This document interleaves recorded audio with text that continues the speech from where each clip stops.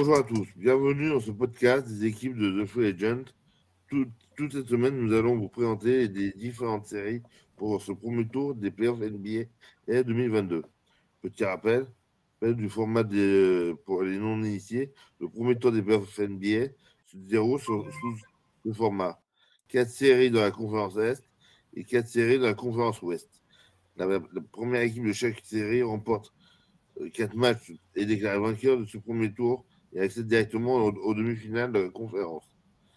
Dans chaque podcast, deux membres de la team de Free Agent vont être présents pour vous présenter les enjeux d'une de ces 8 séries, afin que vous ayez un maximum d'informations avant le coup d'envoi des confrontations.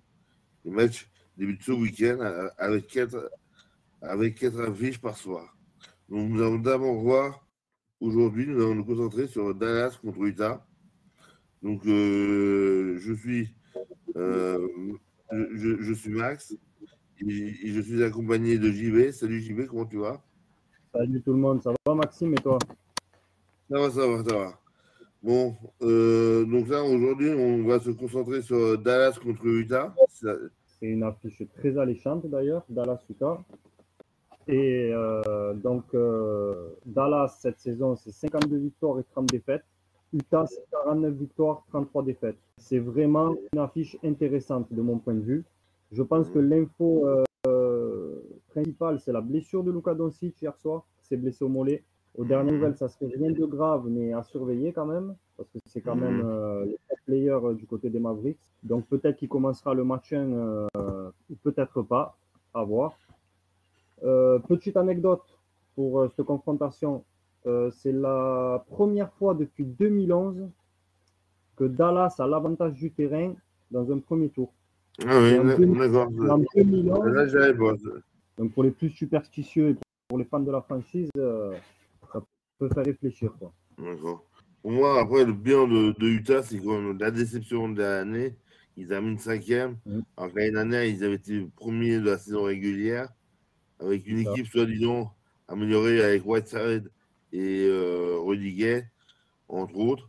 Je pense que ce qui a fait vraiment beaucoup de mal au sein de l'équipe, ça a été le départ de Joe Ingles, qui était l'âme de cette équipe.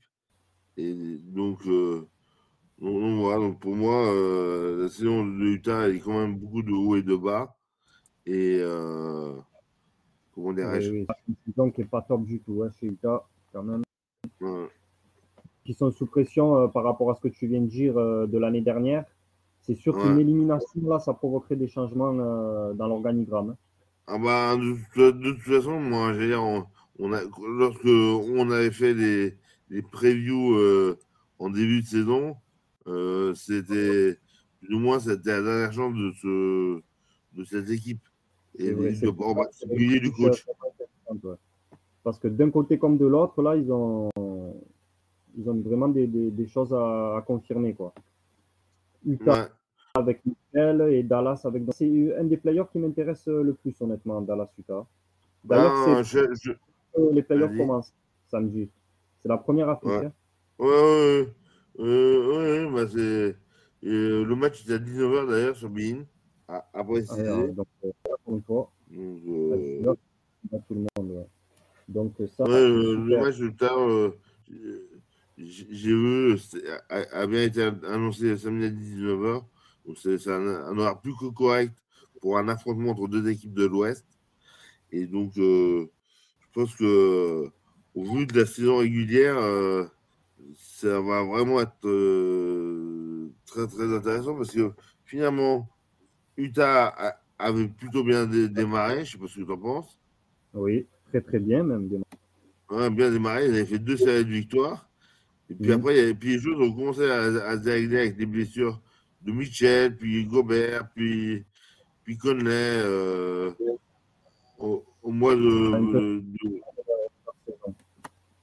aux alentours du All-Star Game. Et voilà. Et puis leur fin de saison, elle est vraiment pas ouf à Utah. C'est ça qu'ils arrivent un peu sous pression là, samedi face à Dallas. C'est ça. Qui aura l'avantage en plus.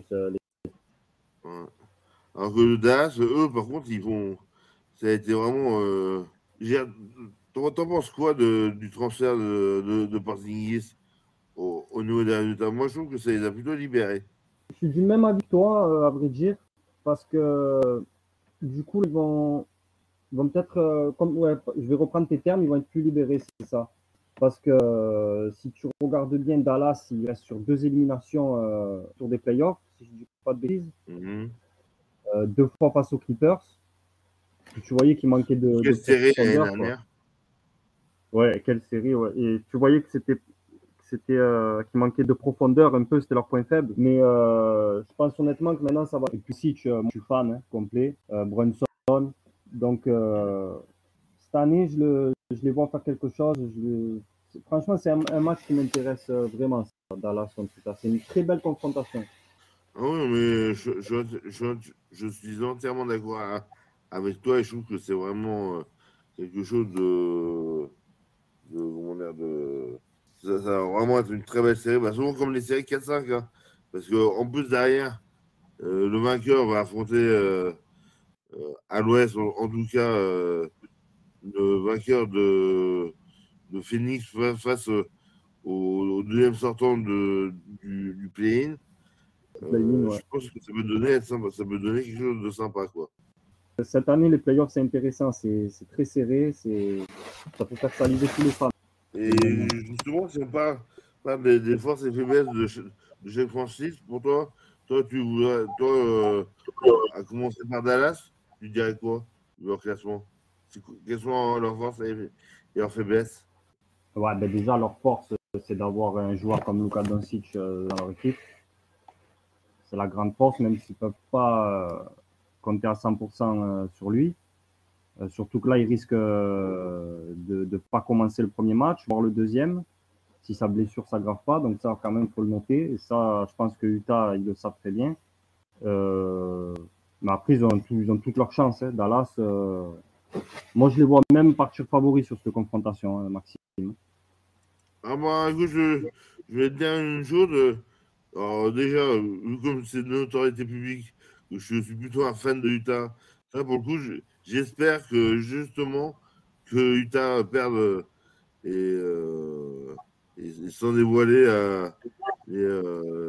on a préparé une petite surprise à nos auditeurs sur le site de Free Agent, en début de playoff samedi. On vous dévoilera nos tableaux, nos différentes prévisions. Et moi, c'est vrai que sur ce match-là, moi, personnellement, j'espère que pour que la franchise explose, que Utah perde sèchement face à Dallas. Et je pense que surtout, Donc, comme on dit, un mal pour un bien, pour ensuite c'est ça exactement. mieux redémarrer. Ouais.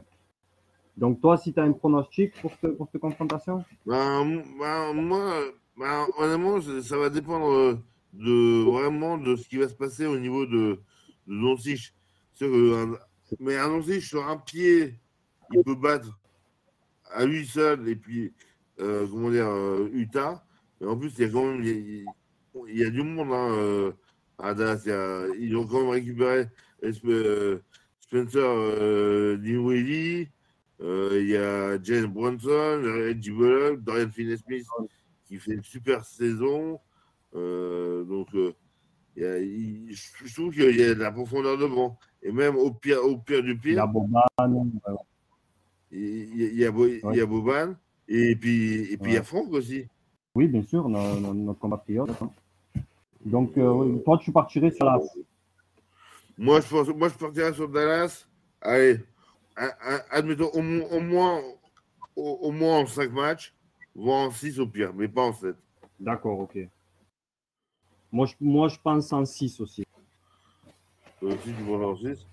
Ouais, Mais parce Dallas. que là, on fait le pronostic, mais euh, bon, pour moi le vrai souci, ça va être de jouer à l'intérieur. Je sais pas ce que tu en penses. Comme on l'a dit, tu sais, Doncic il est capable de tout faire dans cette équipe. Donc, on Ouais. l'a vu dans la saison régulière qu'ils ont fait des matchs exceptionnels, quoi, Dallas.